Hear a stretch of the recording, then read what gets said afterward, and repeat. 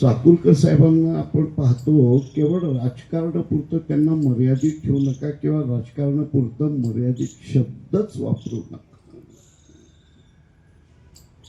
कारण हे शब्द तिथे अपुरे पडतात, शब्द तिथे कमी पडतात,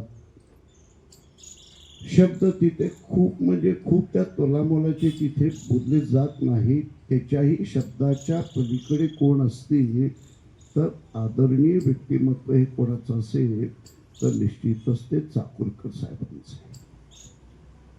कारण औसेकर महाराजांच्या घराण्याचा संबंध आणि त्यांचा आमचा हा संबंध हा एक ऋणानुबंध आहे. लक्षात घ्या, ज्या संबंधामध्ये प्रेम आहे, वात्सल्य आहे, आपुलकी आहे, प्रेमाचा ओलावा आहे, आणि या या सगळ्या गोष्टींमुळे संबंध ही कशी होतात तर ती दृढ संबंध होतात. लक्षात घ्या, केवळ हेतू पुरस्कर राजकारणाच्या पुरतच किंवा निवडणुकांपुरतच काही जणांचे अशी संबंध असतात, पण त्याच्याही पलीकडचा हा एक संबंध कोणता आहे तर या घराण्याशी हा औसेकरांचा हा जपलेला तो संबंध.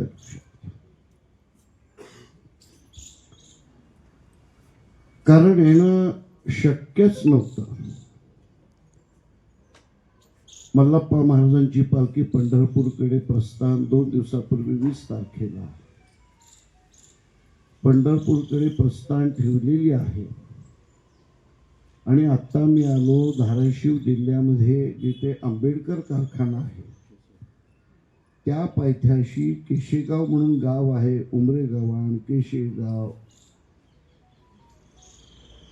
धारूर, ज्ञानराजच्या चिरंजीवाला सांगितलं तुम्ही चला बेटा, कारण काय मला जाऊन यायचं आहे. कारण या वेळेला जर आलो नसतो तर निश्चितच ही सर माझ्या अंतःकरणामध्ये कायमची सर राहिली असते.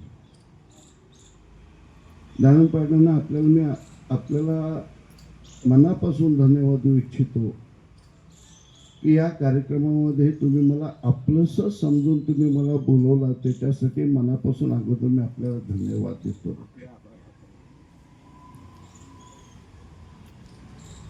आणि अनेक अशी आठवणी मी सांगू शकेन त्याला तासभर सुद्धा खूप कमी पडणार. लक्षात घ्या, 1 नव्हे 2 नव्हे 7 वेळा आज आपल्या लातूरचं ज्यांनी निवडून येऊन एक खासदारकीचं एक पद त्यांनी भूषवलं. आणि प्रत्येकाचे काही आयकॉन्स असतात. राजकारणातले आयकॉन असतील, अध्यात्मातले आयकॉन असतील. भला मी राजकारणी जरी नसलो पण मला आवडणारा नेता जर कोण असतील तर निश्चितच आदरयुक्त आज ज्यांच्याकडे आपण पाहतोय ते चाकूरकर साहेब. बोले तैसा चाले त्यांची वंदावी पाऊले, याचं जिवंत उदाहरण. कधीही पॉलिशपणाने बोलणं नाही, कधीही पानावर पान टाकून बोलणं नाही. कोणावरती मला जास्त दुसऱ्या राजकारणी लोकांवरती मला काही टिप्पणी मला करायची नाहीये, तो माझा स्वभाव सुद्धा नाही. पण समोरच्या व्यक्तीला कसं आपल्या वागण्यातनं, बसण्यातनं, उठण्यातनं, आपल्या आचरणातनं आपलंसं कसं करून घ्यायचं, ही सगळी ताकद जर कोणामध्ये असेल तर निश्चितच ती ताकद पाटील साहेबांमध्ये होती. माणसाने खुर्चीवर कसं बसावं, आपण आपलं लोकांपुढे व्यक्तिमत्व हे कसं असावं, बोलताना आपण कसं उभं राहावं, बोलताना आपण कसं बोलावं,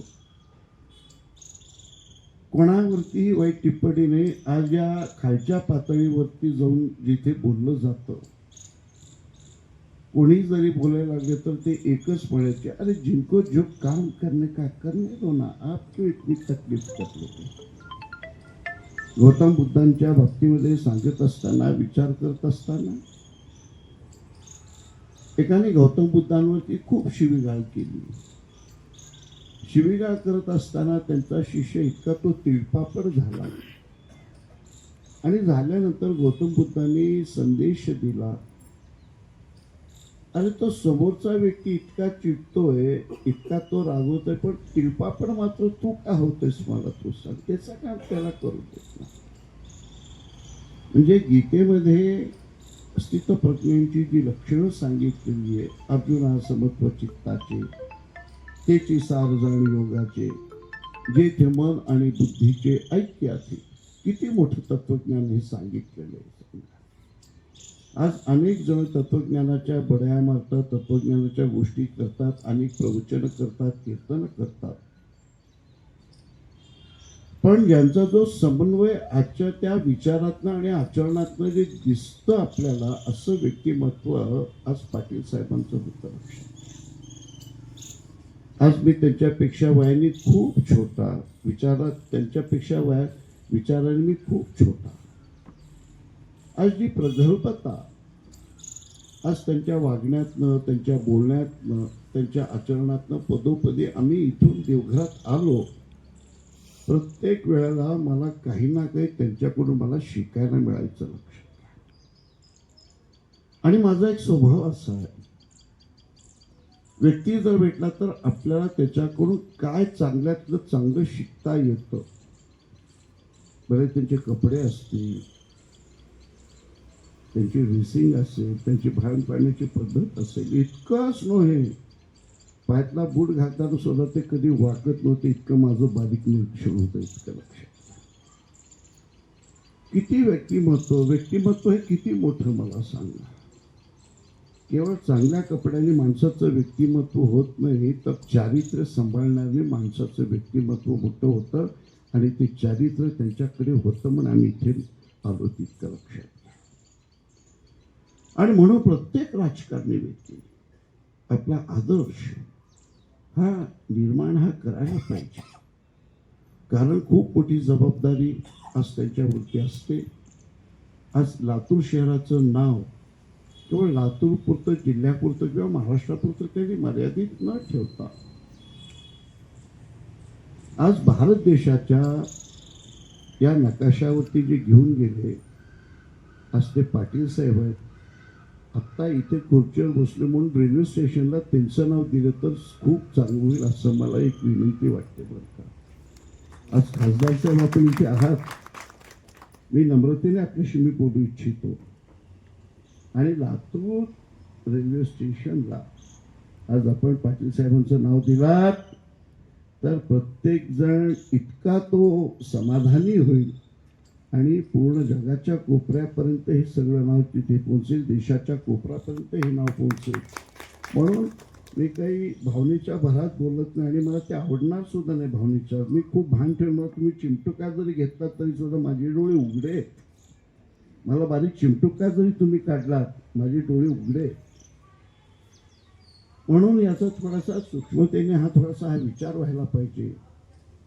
आणि निश्चितच लातूर रेल्वे स्टेशनला पाटील साहेबांचं जर तुम्ही तुमच्या काळामध्ये नाव हे द्या आणि याच्यासाठी आम्ही तुमच्याकडे हट्ट धरणार आहोत. लक्षात, तुमच्याकडे आम्ही हट्ट धरणार आहोत. आजपर्यंत गुरुवारांनी तुम्हाला काही मागितलं नाही आणि पुढे मागणार नाही. मी माझ्या स्वार्थापोटी आणि माझा तो स्वभाव नाही की माझ्या स्वतःसाठी मागायचं. पण आता तुम्ही करू शकता. आणि खासदारचा जो आवाज तो लोकसभेमध्ये तो गुंजायला पाहिजे, तो आवाज तिथे उठायला पाहिजे. आणि पुढच्या 1 वर्षामध्ये पहिल्या पुण्यस्मरणापर्यंत हे काम होईल अशी आम्ही तुमच्याकडून एक अपेक्षा बाळगतोय. आम्ही अशी अपेक्षा बाळगतो. म्हणून जी निष्ठा असते, श्रद्धा असते, आणि धर्मावरती किती मोठी त्यांची निष्ठा. आज साईबाबांच्या बाबतीमध्ये कोणी काही बोलत असेल आणि त्यांनी ज्या श्रद्धा त्यांनी ज्या जपून ठेवल्या, इतकंच नव्हे, कारल्याचे देव असतील, आज त्यांच्याबद्दल की